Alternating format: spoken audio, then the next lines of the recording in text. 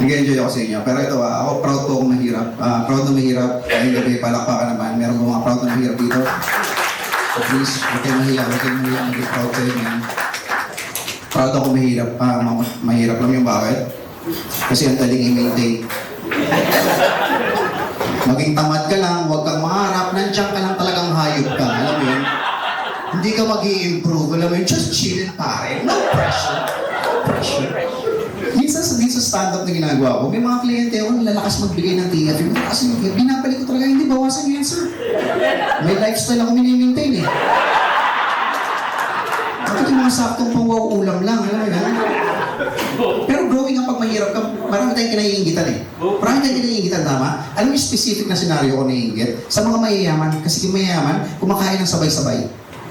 Very formal sa lamesa, kompleto, ang pamilya, yung lamesa makulay, go, glow and grow.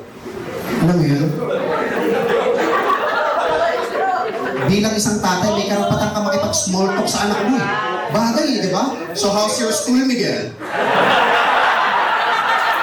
Are you studying well, Miguel? Bagay eh. Samantalang tayo may hirap, kumakain lang tayo ng sabay-sabay para magkasya yung ulam. Hindi ka pwedeng magpakul pag mahirap ka, di ba? O kain na, sabay-sabay na, para magkasya